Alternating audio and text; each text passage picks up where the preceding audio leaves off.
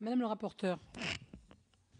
Oui, j'ai une première question en matière d'équilibre entre la carotte et le bâton, pour utiliser une expression que tout le monde connaît bien, puisque cette écotaxe avait et a toujours d'ailleurs, enfin, si je ne m'abuse, deux objectifs. D'une part, des rentrées d'argent et d'autre part, favoriser le report modal. Alors, les rentrées d'argent, on voit bien où est-ce qu'elles étaient. C'était normalement assez immédiat. Mais où était la carotte pour favoriser le report modal, en l'occurrence, si ce n'est à long, voire très long terme? Parce que quand les structures n'existent pas, le report ne peut pas se faire. Ah oui, mais ça se faisait conjointement. C'est-à-dire qu'au moment du Grenelle de l'environnement, en fait, ont été lancés un certain nombre d'infrastructures de report modal sans attendre le bénéfice de l'écotaxe. C'est-à-dire que dans le Grenelle de l'environnement, il y a la revivification d'un certain nombre d'infrastructures ferroviaires. Il y a le lancement des autoroutes ferroviaires, donc par exemple le Perpignan-Batambourg, avec des structures pour pouvoir massifier le transport ferroviaire et le rendre le transport de marchandises sur ferroviaire, et le rendre plus rentable. Et il y a tout un plan de revivification du système de canaux et des ports. Et tout ça est dans le Grenelle de l'environnement. Donc en fait, la mise à jour, la mise à niveau de nos infrastructures alternatives à la route se fait en même temps que le lancement de l'écotaxe. C'est d'ailleurs un des problèmes auxquels on est confronté aujourd'hui, c'est qu'il y a toute une partie du programme qui est progressivement mise à l'arrêt, que ce soit sur la partie... Soyons clairs, la FITF, elle finance à la fois de la réhabilitation autoroutière et routière et du transport alternatif à la route. Elle finance les deux. Bon, aujourd'hui, c'est l'ensemble qui est progressivement mis à l'arrêt parce qu'il n'y a plus de financement dans la FITF. Mais tout un programme avait été lancé en même temps que l'écotaxe, avec d'autres financements que celui de l'écotaxe, puisque les rentrées d'écotaxe n'étaient pas encore là, mais avec des financements qui étaient ceux du Grenelle de l'environnement. Là où la question peut se poser, moi je trouve légitimement, c'est que il y a tout un réseau taxable dans l'écotaxe, et suivant les endroits du réseau où vous êtes, les alternatives à la route sont plus ou moins évidentes.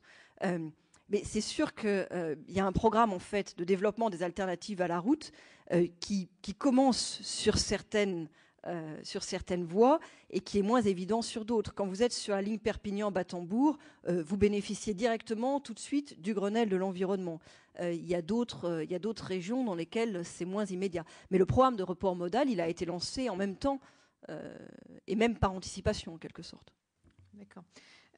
Sur l'abandon de la taxe alsacienne que vous avez rapidement évoqué, est-ce que vous avez le sentiment, ou est-ce que vous aviez déjà le sentiment des conséquences, pas le sentiment mais une appréciation réelle plus exactement des conséquences de cet abandon, dans la mesure où la mise en place de la taxe alsacienne représentait une sorte de marche à blanc, d'expérimentation, de montée en charge progressive d'un dispositif dont tout le monde s'accorde pour dire qu'il était extrêmement complexe.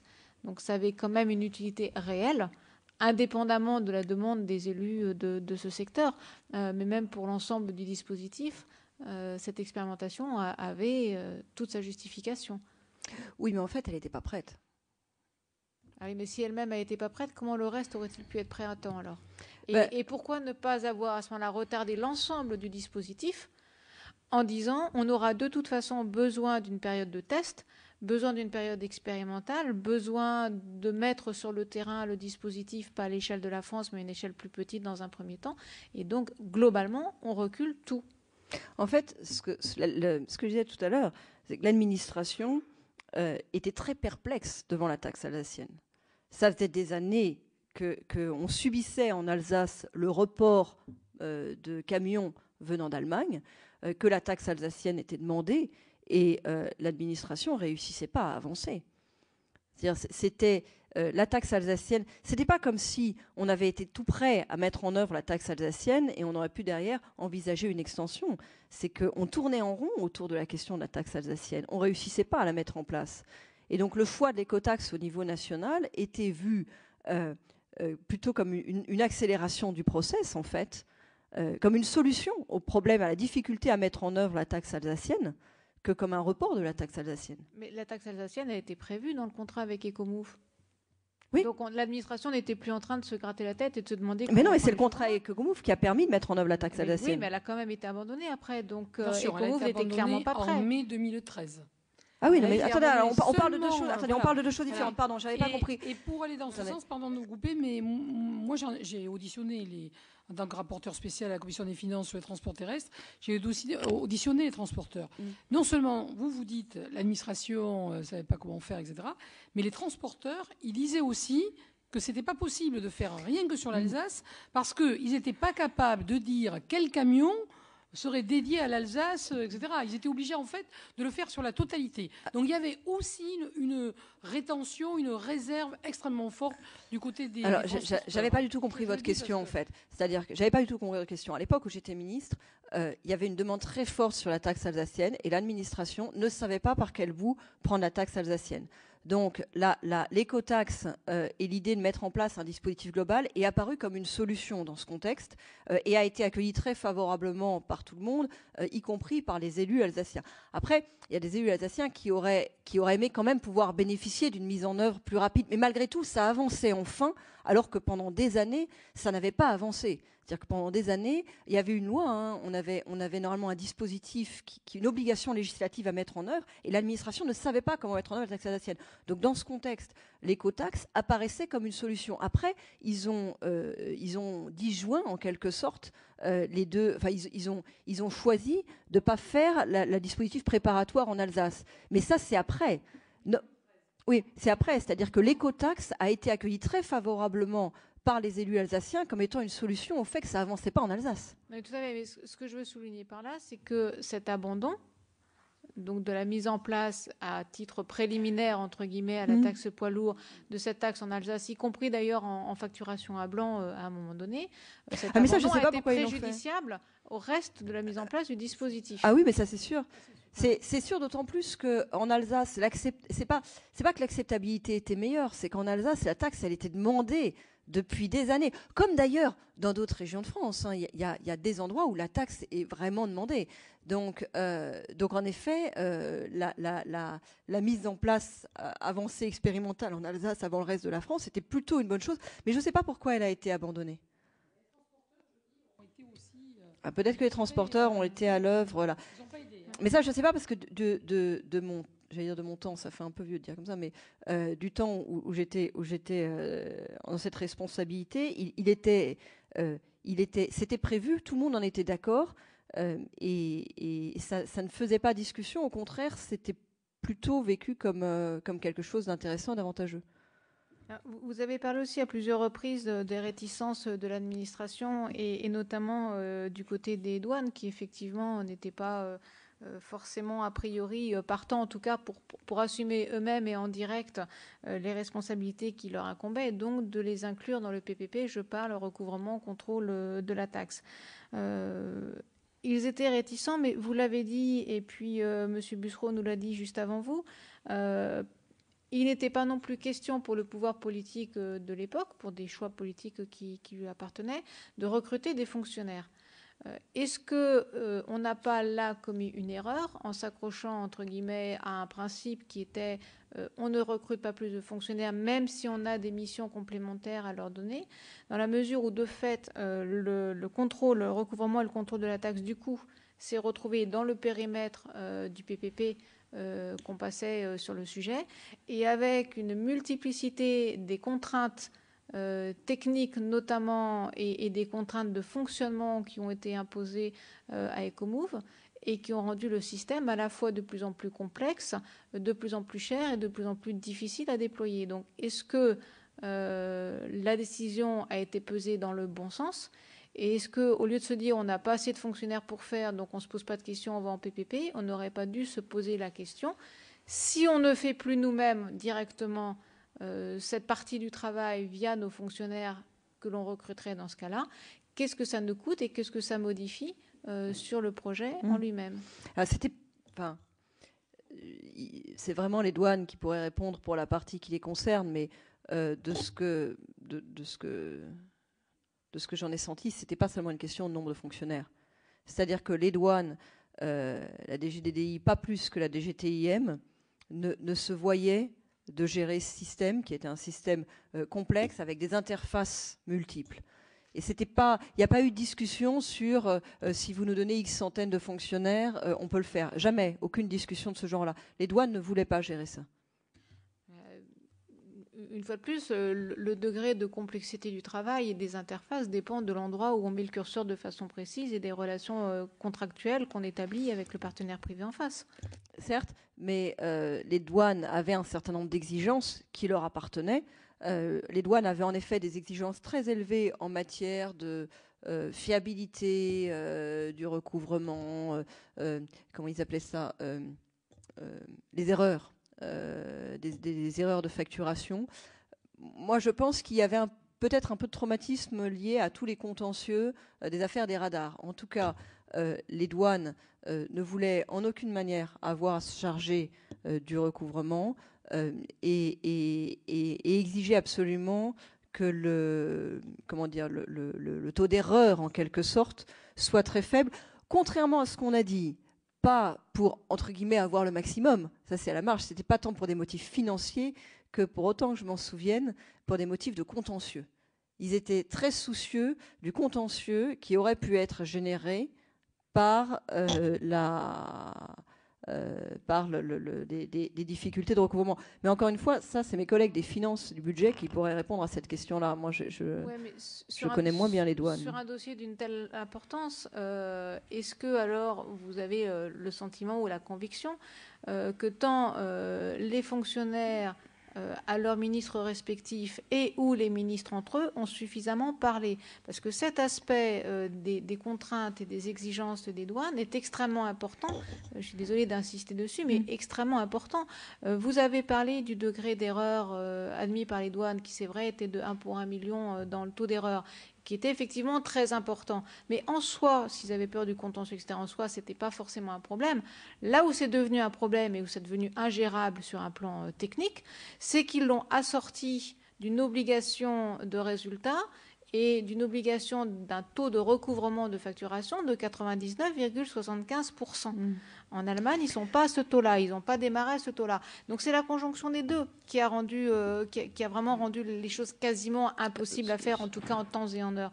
Et donc moi, sur un dossier de cette importance, il ne me semblerait pas envisageable, ou en tout cas, si c'est le cas, ce serait très dommageable, que le politique n'ait pas eu les informations nécessaires pour trancher. Est-ce que c'était aux administratifs de trancher, ou est-ce que c'était aux politiques, où s'arrêtaient les rôles des uns et des autres, et entre les politiques, comment s'est fait la répartition des compétences, et à quel moment on parlait d'interface tout à l'heure pour les douanes et EcoMove, mais où étaient les interfaces entre les ministres? Est-ce qu'elles ont bien fonctionné? C'est un processus totalement interministériel depuis son origine. C'est un processus interministériel au sens où le Grenelle avait un caractère interministériel, en dépit du fait qu'il était managé par le ministre d'État, mais l'ensemble du programme avait été validé à Matignon et surtout endossé par le président de la République. Et le processus de l'écotaxe lui-même est un processus totalement interministériel dans sa mise en œuvre. La commission consultative est une commission interdirectionnelle, mais interdirectionnelle et interministérielle de fait, car ce sont des directions qui appartiennent à différents ministères. Il y a régulièrement, pendant toute cette période-là, des réunions interministérielles à Matignon sous l'autorité du Premier ministre. Il y a une information du secrétaire général de l'Élysée, je le disais, et du directeur de cabinet du Premier ministre. Et donc chacun avance, si vous voulez, dans sa part de compétences. Moi, je peux vous dire comment on a travaillé avec la DGTIM pour tout ce qui concerne la partie transport. Mais sur la question du taux de recouvrement et du 1 million et de ce genre de choses-là, c'est géré par Bercy. Et après, il y a des interministériels sous l'autorité du Premier ministre. Ce n'est pas moi qui décide quel est le taux de recouvrement pour les douanes. Non, je suis bien d'accord, mais sur ces interministériels, est-ce que les ministres ont directement participé ou est-ce que ce ne sont que les cabinets? Autrement dit, l'information vous est-elle parvenue directement et en avez-vous parlé avec vos collègues ministres directement ou est-ce que ce sont les cabinets qui se sont parlé? Non, moi, l'information m'est parvenue directement et je me suis tenue informée personnellement de tout ce que j'ai signé moi-même. Les réunions interministérielles étaient des réunions au niveau des directeurs généraux, certaines en présence de membres de cabinet probablement. D'accord. Et donc vous-même, vous avez eu des échanges avec vos collègues ministres dans les autres domaines de compétences? Et moi, j'ai eu des échanges. On a dû évoquer ce sujet-là en discussion entre ministres et je l'ai évoqué de toute façon avec le Premier ministre. Parce que c'est pas ce qui nous a été dit pas plus tard qu'hier. Et est-ce que vous avez pas eu qu'est-ce qui vous a été dit hier? Ce sujet, il a été évoqué. Que les ministres ne s'étaient pas rencontrés et que ça avait été au niveau des cabinets. Non, uniquement. vous avez eu ce que je vous dis, vous avez eu des réunions interministérielles avec des directeurs généraux d'administration, et je pense que dans certaines d'entre eux, il y a eu des membres de cabinets ministériels. Moi, à titre personnel, j'ai évoqué ce sujet avec le directeur de cabinet du Premier ministre et avec le Premier ministre. Après, est-ce qu'il y a eu une réunion de ministres formelle, au sens réunion de ministres formelle? Je m'en souviens pas. Mais le Premier ministre assure l'interministériel.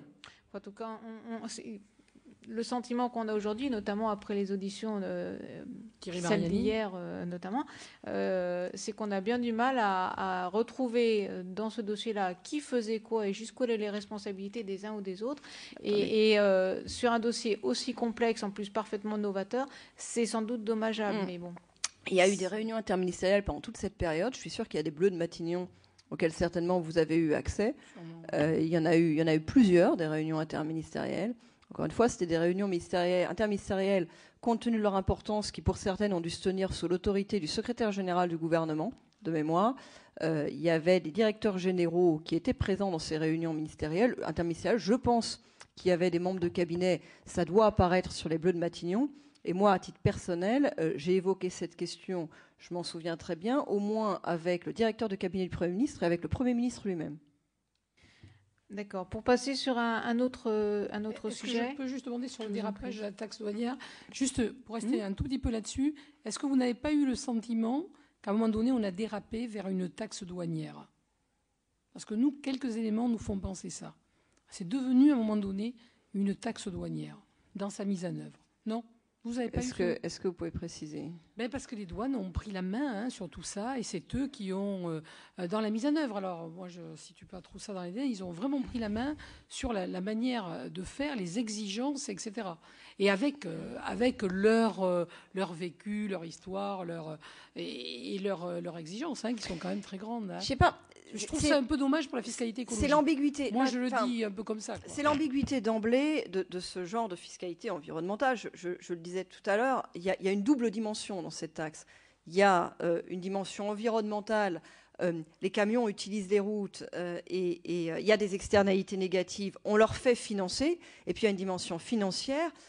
Il faut qu'on trouve de l'argent pour toutes les infrastructures alternatives. Donc d'emblée, il y a cette double dimension. Mais c'est très commun en matière de fiscalité environnementale d'avoir à la fois un objectif environnemental et un objectif financier. Le réglage, il se fait sur le niveau de la taxe et sur l'assiette de la taxe. C'est-à-dire qu'en général, ceux qui ont un objectif financier veulent l'assiette la plus large avec un taux relativement indolore. Ceux qui ont des objectifs environnementaux veulent l'assiette la plus ciblée, quitte d'ailleurs à aller un peu plus loin en termes de complexité dans le choix de qui paye. Donc, il y a toujours on est obligé de trouver un espèce de un arbitrage, enfin un mi-chemin. Et là, le mi-chemin, il a été trouvé en disant on prend les plus de 3,5 tonnes, on fait une base taxable qui a été élargie à la demande des collectivités territoriales en termes de réseau routier, sur des critères qui ont été discutés avec les collectivités territoriales, parce qu'évidemment, les collectivités territoriales, elles avaient des objectifs financiers.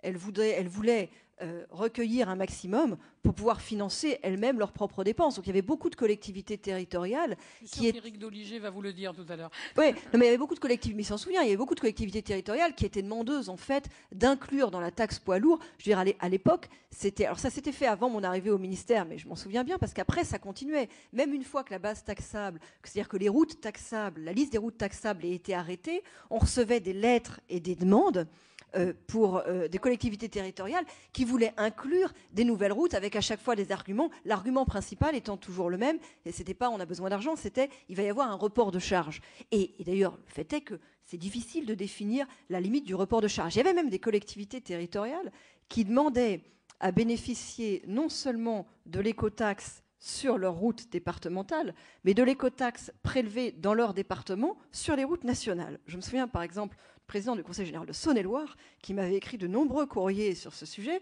Il voulait bénéficier pour son département de l'écotaxe prélevée, c'était sur la RCEA, donc sur une route classée nationale, mais dans son ressort administratif. Voilà. Pardon, madame le rapporteur, je vous ai coupé. Non, de toute façon, j'étais encore sur ce type de questions, puisque je voulais en arriver à la conclusion. Donc, pardon, excusez-moi, je n'ai pas répondu sur la taxe douanière. Oui.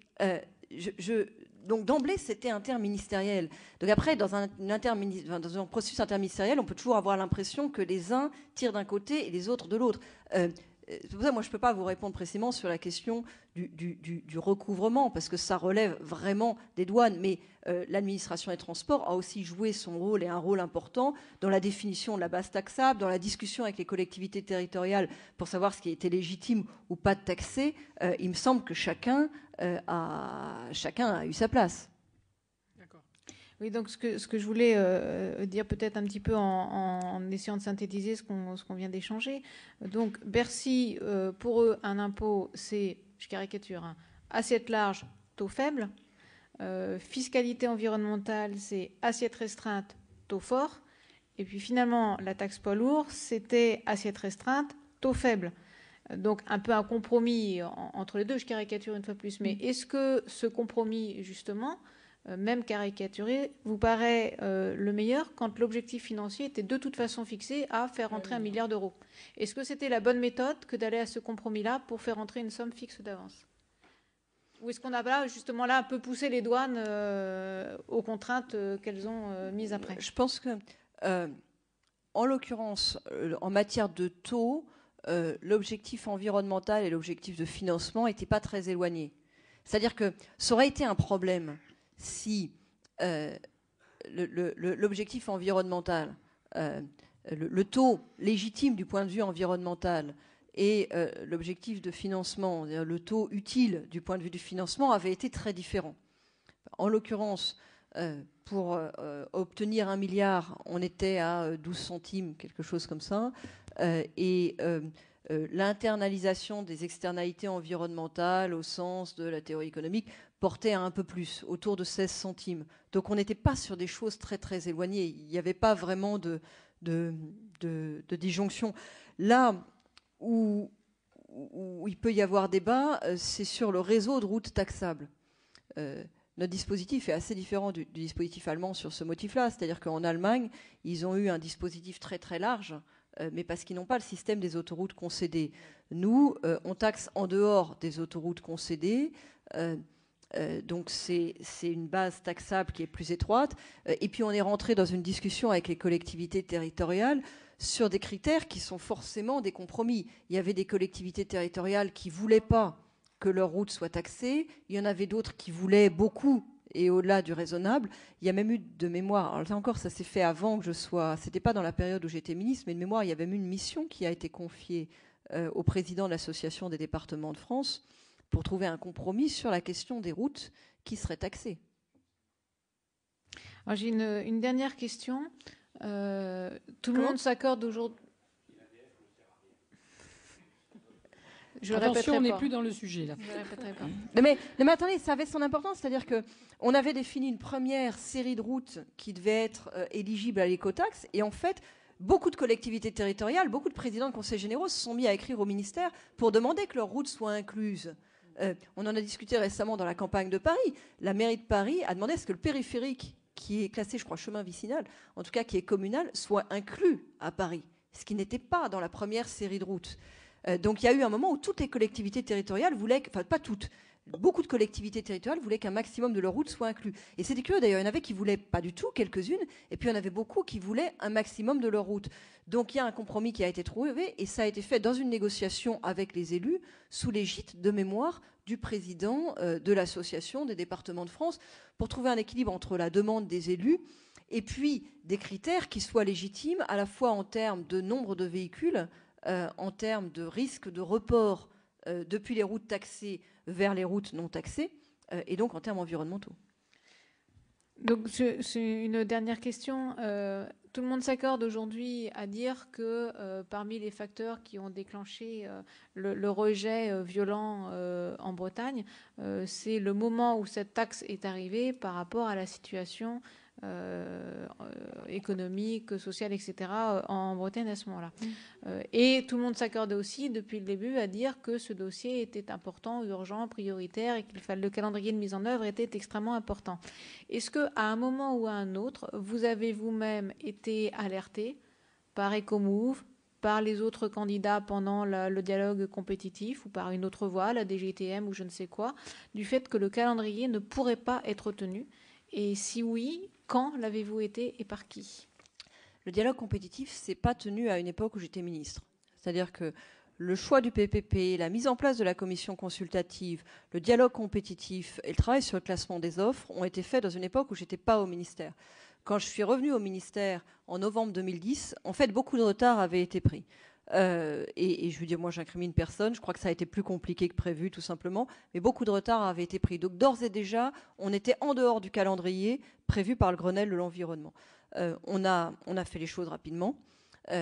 On a eu un recours en justice qui a pris 6 mois à purger, mais l'administration a travaillé pendant le recours en justice pour que malgré tout, ce ne soit pas trop pénalisant du point de vue des délais.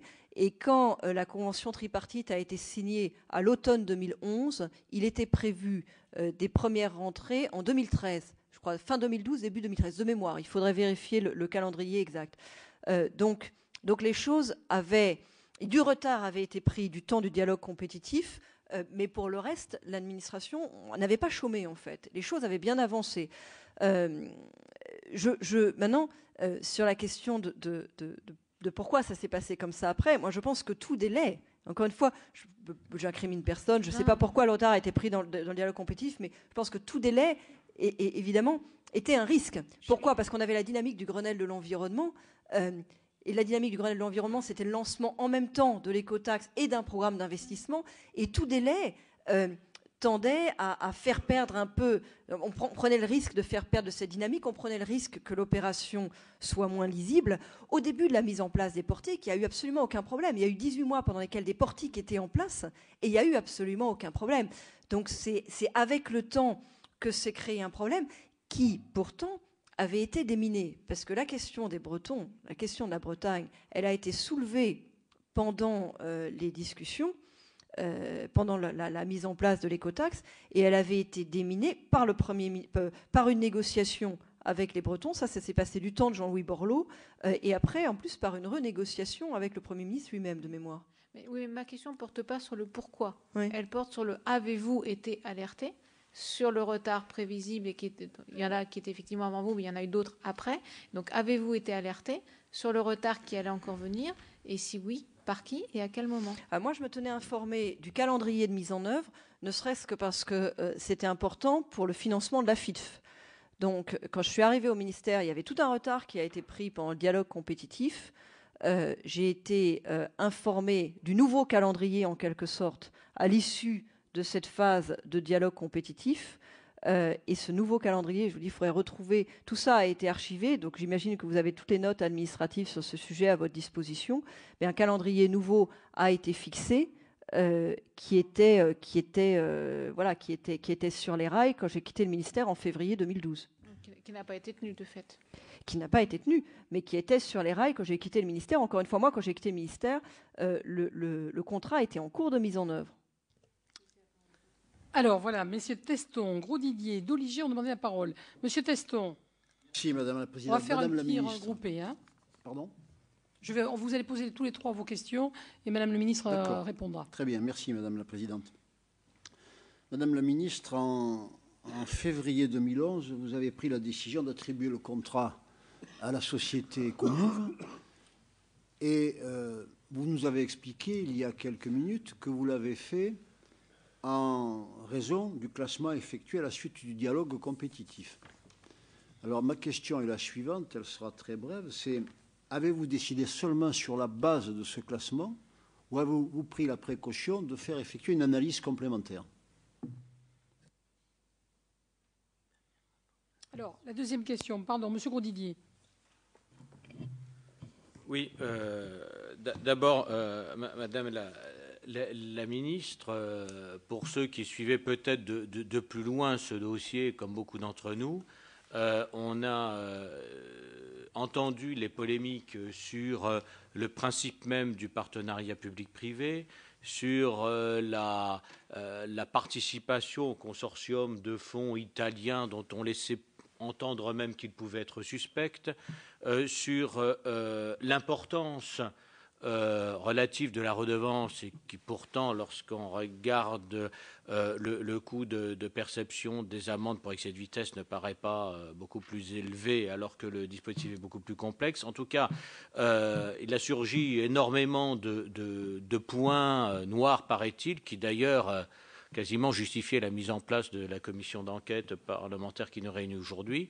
Je voulais savoir si, avant l'annonce par le Premier ministre, pour des raisons externes, de la suspension de la mise en œuvre de l'écotaxe, eh bien, vous aviez eu vent de ces polémiques, si vous aviez eu à répondre à ce type d'interrogation, en tout cas si dans les débats, je ne m'en souviens pas, mais ensuite dans la mise en œuvre, est-ce que les problèmes soulevés de façon polémique, je veux dire, étaient soulevés antérieurement? Ça, c'est ma première question. La deuxième question, c'est effectivement sur, alors peut-être qu'on déborde du cœur même de l'objet strict de notre commission d'enquête, mais ça rejoint des débats qui en participent et des thèmes qui ont été abordés dans les auditions précédentes, et puis d'ailleurs que vous avez abordé vous-même en replaçant la mise en œuvre de l'écotaxe dans le contexte plus général. Donc, Audrey, vous avez bien souligné la contradiction qu'il pouvait y avoir entre l'impôt traditionnel qui doit répondre aux critères de rentabilité et même de neutralité sur les comportements, c'est ce qu'on nous apprend en finances publiques, alors que l'écofiscalité a l'objectif exactement inverse d'amener à des changements de comportement et qui, s'ils sont vérifiés, entraînent précisément une diminution des recettes escomptées. Alors, dans cet arbitrage, je voudrais vous reposer les questions qui sont d'actualité encore et qui le seront si l'écotaxe est redéfinie au moins dans ses modalités. C'est sur quels étaient les critères de choix qui ont présidé lorsque le gouvernement a retenu, par exemple, le seuil de 3,5 tonnes plutôt que de 12 tonnes pratiqué en Allemagne, alors que dans l'objectif du Grenelle qu'on avait tous défini, l'objectif était bien de favoriser le report modal. On traverse assez peu l'Europe avec des véhicules de 3,5 tonnes.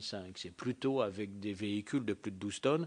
Donc est-ce que, là je vous demande plus votre avis, votre opinion, est-ce que dans une éventuelle refonte, est-ce qu'il ne vous paraît pas pertinent à la fois pour atteindre l'objectif, mais en plus pour renforcer l'acceptabilité par un certain nombre de professionnels de cette taxe de remonter ce seuil. De la même façon, poser la question à un de vos prédécesseurs, mais je n'ai pas été convaincu, est-ce que le fait d'avoir, dans un compromis avec les professionnels, accepté la généralisation des 44 tonnes, au contraire, ne concourait pas à l'inverse, c'est-à-dire à favoriser le transport, transport de transit par la voie routière plutôt que ferroviaire ou fluviale.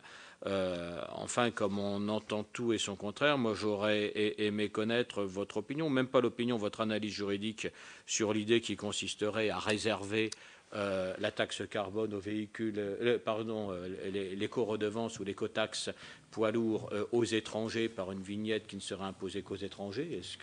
Est-ce que la question avait été étudiée et quelles étaient les conclusions qui avaient pu être tirées des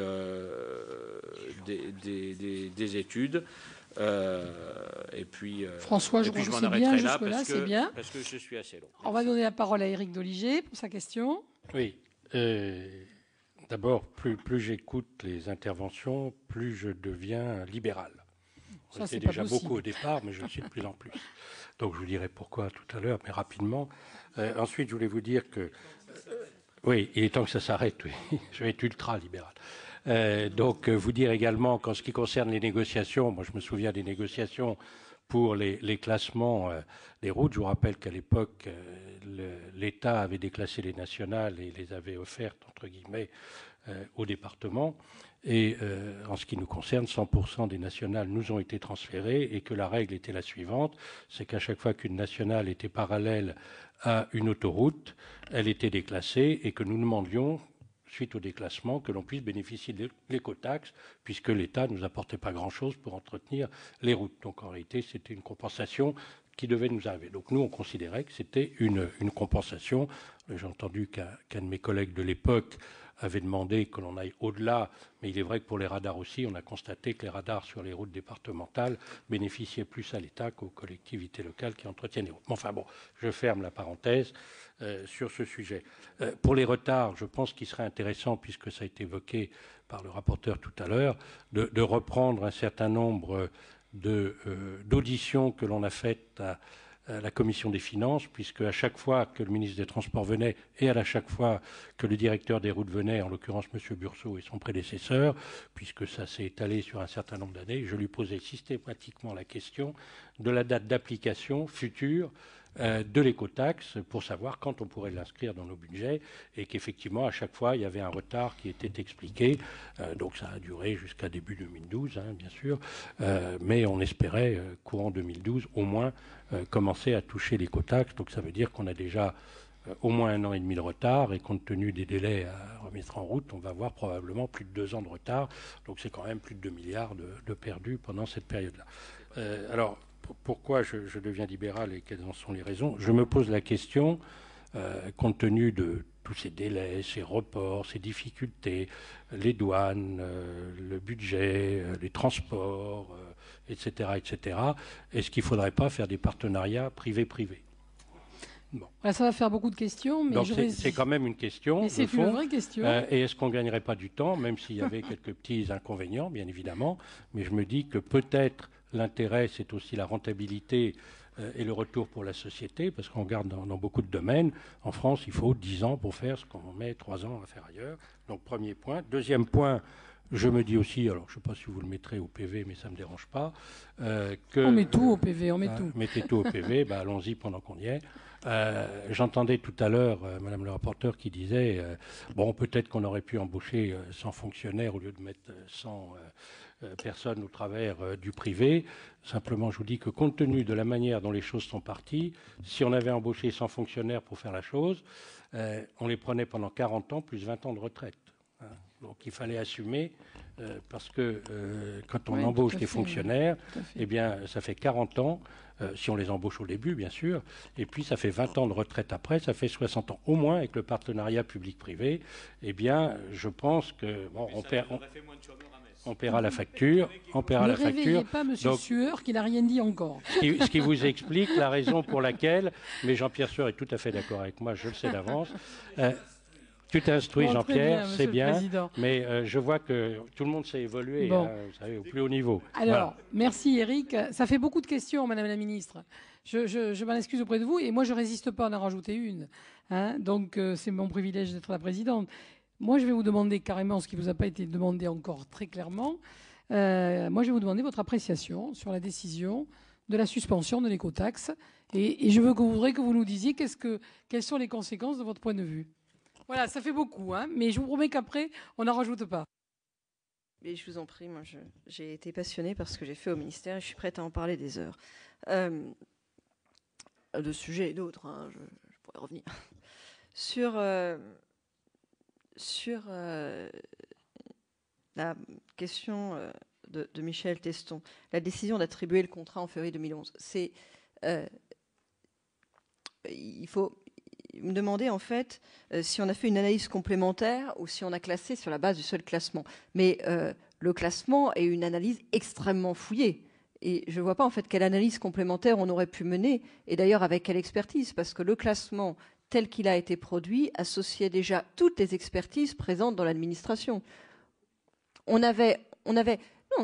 il y a eu un dialogue compétitif donc, qui a été mené avant mon arrivée au ministère, à l'issue duquel vous avez 2 directions, puisque c'est un processus interministériel, la direction générale du transport, des infrastructures et de la mer et la direction générale des douanes et des droits indirects qui proposent un classement.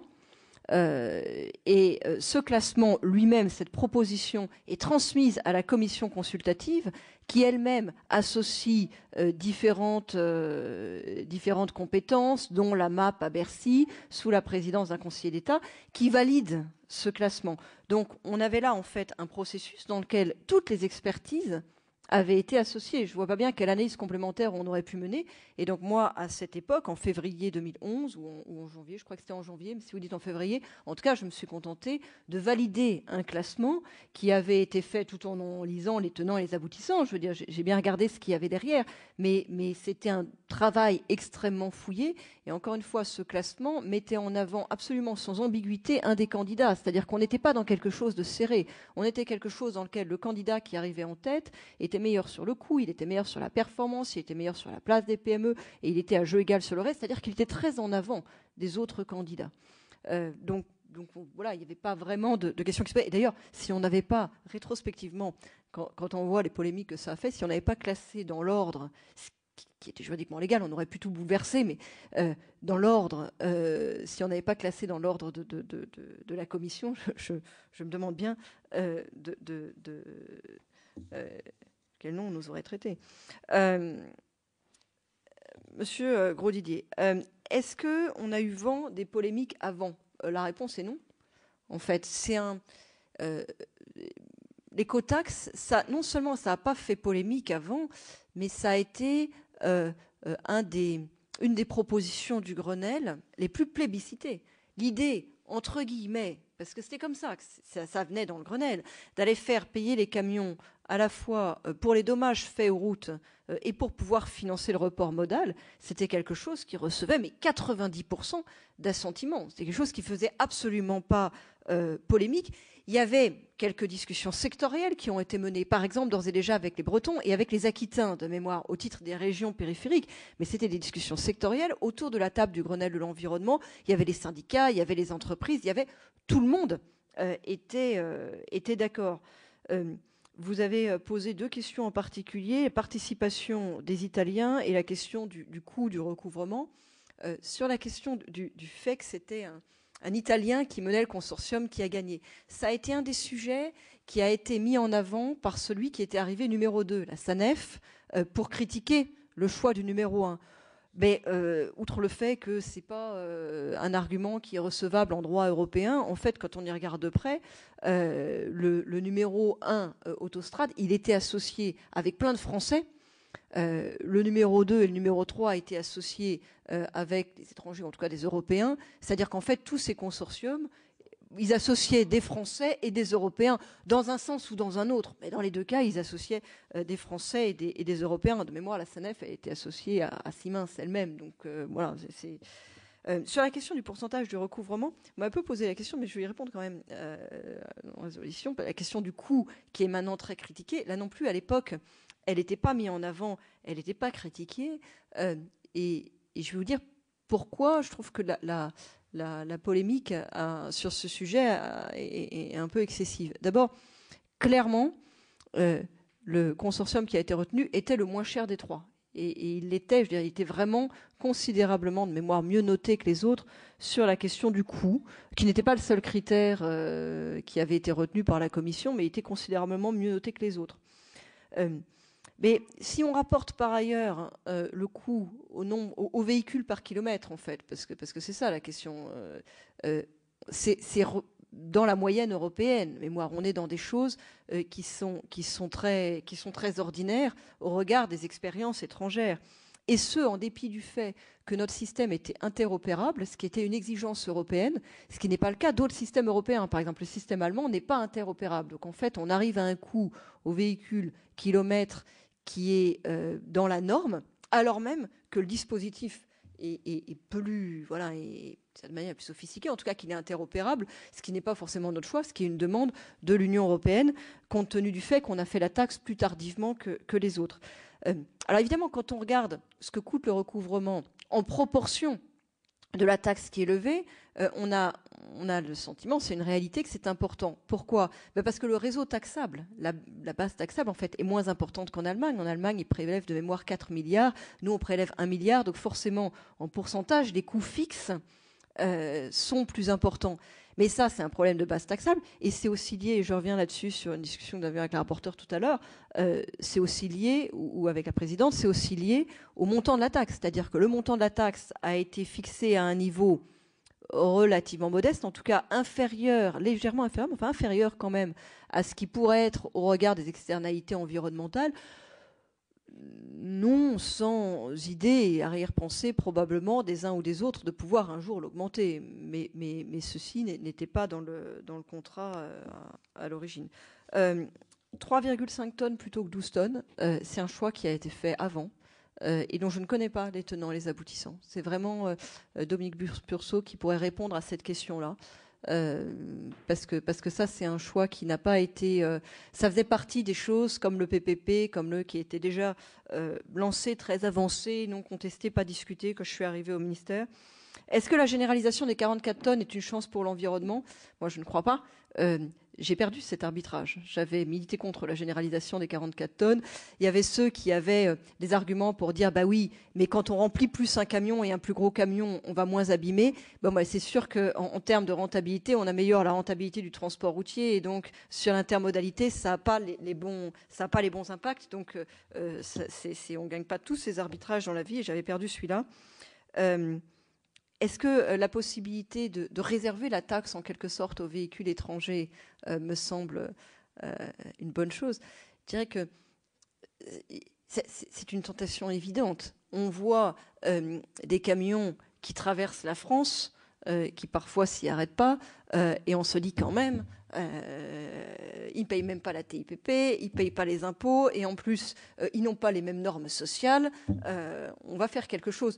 Sauf que le droit européen ne permet pas de faire beaucoup à cet égard, parce que un camion sur une route doit être traité de la même manière que soit un camion français ou un camion étranger, un camion européen. Le droit européen est très strict en la matière, et donc quand on propose de faire peser sur les camions étrangers des contraintes d'itinéraire, par exemple, différentes de celles des camions français, moi, je doute beaucoup de la compatibilité en termes européens d'imposer des contraintes d'itinéraire aux camions étrangers par rapport aux camions français. Quant à vouloir mettre une vignette aux frontières de la France, je ne pense pas que ce soit acceptable d'avoir une vignette seulement pour les étrangers. Il faudrait avoir aussi une vignette pour les Français. Et j'ajoute que du point de vue environnemental, ce n'est pas forcément très favorable, parce que ça veut dire que le camion espagnol qui transporte ses fraises toutes les semaines à Paris, y compris à la saison où il ne devrait pas y en avoir, il va payer une seule fois, alors qu'il fait des allers-retours toutes les semaines. Donc on ne donne pas les incitations environnementales les plus efficaces, quoi, de manière évidente. Monsieur Doligé, sur la question du retard, je voudrais être plus précise. En fait, il y a un retard important qui a été pris au moment du dialogue compétitif. Ça montre aussi d'une certaine manière l'intérêt du dialogue compétitif, c'est-à-dire qu'il y avait besoin d'affiner les conditions de la mise en œuvre du dispositif. Mais c'est vrai qu'il y a un retard important qui a été pris. Moi, de mémoire, encore une fois, vous devez avoir toutes les notes administratives, j'imagine, parce que tout ça a été archivé. Et il y avait un calendrier qui a été régulièrement dressé de la mise en œuvre de l'écotaxe, pour les raisons que vous dites, qui est une question qui était régulièrement posée par les parlementaires, et posée avec une certaine impatience. Quand est-ce qu'enfin on aura la manne de l'écotaxe ? Quand moi, quand je suis arrivée, donc au moment du classement des offres, on était sur un horizon mise en place de la part expérimentale en 2012 et première rentrée nationale en 2013. De mémoire, c'était ça. Et ce calendrier n'a pas été considérablement modifié, pas dû même être modifié, en tout cas, ou alors à la marge, pendant la période où j'étais au ministère. C'était peut-être quelques retards techniques et administratifs, il faudrait vérifier ça, mais on n'était pas sur un glissement considérable. Maintenant, je pense de toute façon que c'est trop long, c'est-à-dire que on c'est une vraie difficulté, mais à laquelle on est confronté sur beaucoup de sujets. On a un temps politique, on a des annonces. Il peut y avoir un enthousiasme, et puis il faut réussir à faire vivre cet enthousiasme, à faire vivre ce dynamisme, à faire vivre ce souffle, en attendant que le dossier arrive à échéance. Et évidemment, il est important qu'il arrive à échéance le plus tôt possible pour que le souffle vive encore. Ça a été un des problèmes du Grenelle de l'environnement, d'ailleurs, c'est qu'il y a eu beaucoup de souffle, beaucoup d'enthousiasme, beaucoup de dynamisme au moment du Grenelle lui-même. Et puis, le temps administratif fait qu'il y a un certain nombre de sujets qui arrivent à échéance décalés par rapport au moment qui a été celui du plus grand souffle. Mais il est certain que sur la question de l'écotaxe, ça a été particulièrement pénalisant. Et j'en viens à la question de Madame la Présidente sur mon appréciation. Moi, je reste persuadée que l'écotaxe, c'est une bonne chose, c'est une bonne idée. L'idée, finalement, de dire que, aussi bien pour des raisons environnementales, parce qu'aujourd'hui, sur les routes nationales, ils ne payent pas à la hauteur, en fait, des nuisances, que pour des raisons financières, parce qu'on a besoin d'argent pour refaire les routes et on a besoin d'argent pour développer le mode de transport alternatif à la route. Je pense que l'écotaxe est une bonne chose. Si on ne fait pas l'écotaxe, il faudra trouver cet argent. Il faudra trouver 1 milliard par an. Où trouvera-t-on cet argent? On le trouvera dans la poche des contribuables. C'est-à-dire que, au lieu d'avoir taxé le transport routier et pour partie le transport international routier, des camions étrangers qui aujourd'hui ne taxent rien, on ira taxer les Français. C'est ça la réalité de ce qui est en train de se passer. Évidemment, ça a l'air sympathique. Ça va dire, une nouvelle taxe. Ben oui, mais enfin, derrière, ce qui se prépare n'est pas sympathique du tout. Donc moi, je reste persuadée que c'est une bonne chose. Mais pour que ça soit acceptable, pour que ce soit bien compris, il faut que ça se passe dans une forme de réciprocité qui était celle du Grenelle de l'environnement. Tout le monde autour de la table, chacun donnait un peu pour que la dynamique soit positive pour tout le monde. Et surtout, on avait face à face des nouvelles rentrées, l'écotaxe, mais des nouveaux investissements. Des nouveaux investissements qui, d'ailleurs, à l'époque, étaient à la fois ceux du plan de relance, parce qu'on était dans la mise en œuvre du plan de relance. Donc les gens voyaient partout en France se faire des projets qui étaient issus du plan de relance, ceux des investissements d'avenir, donc qui étaient beaucoup des investissements dans la recherche, mais qui participaient aussi au développement durable, et puis les investissements du Grenelle lui-même en termes d'infrastructures. On était dans des programmes d'investissement qui concernaient toutes sortes de localités, toutes sortes d'itinéraires et toutes sortes de modes de transport partout en France. Et je pense que c'est important d'être dans cette dynamique-là pour que l'écotaxe puisse être bien comprise. J'ajoute que moi, je trouve que cette polémique actuellement pose un problème, et j'en finis par là, pour cette réponse, de crédibilité des acteurs dans la durée. Aussi bien crédibilité de l'État, parce que l'État est engagé sur ce dispositif. Et ça faisait des années qu'on en parlait. On parlait tout à l'heure de la taxe alsacienne. Ça date même d'avant le Grenelle de l'environnement. C'était un projet porté sous différents ministres depuis très longtemps, avec une grande continuité. Crédibilité, bien sûr, des élus qui sont tous engagés dans le Grenelle de l'environnement, qui ont voté à la quasi-unanimité la loi Grenelle 1, qui à l'unanimité en Alsace demandait la taxe, et qui la voulaient tous. Et je veux dire que j'ai observé avec...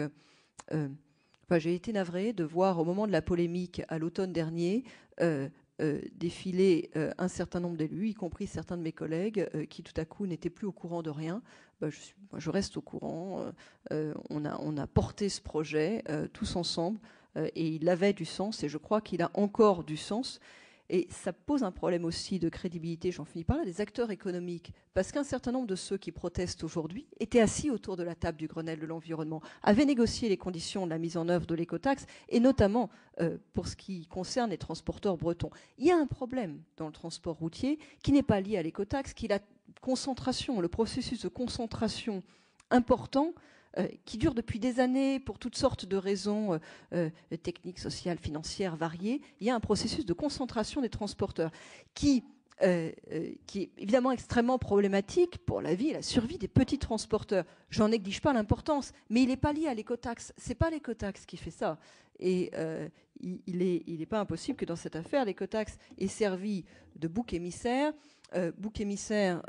face au processus de concentration des transporteurs, bouc émissaire face à ce que faisait subir l'industrie agroalimentaire à la région Bretagne, parce que l'industrie agroalimentaire est en train de délocaliser massivement à l'Est, et il fallait bien trouver quelqu'un qui fût responsable pour les difficultés économiques que traverse la Bretagne, et on a trouvé opportunément l'écotaxe, ça arrangeait bien tout le monde, ça arrangeait ceux qui étaient responsables du processus de concentration des transporteurs, ça arrangeait l'industrie agroalimentaire qui était en train de délocaliser massivement, et finalement l'écotaxe je crois, a porté des responsabilités au-delà de ce qui était nécessaire et légitime. Juste une dernière question, justement, en rebondissant sur ce que vous venez de dire.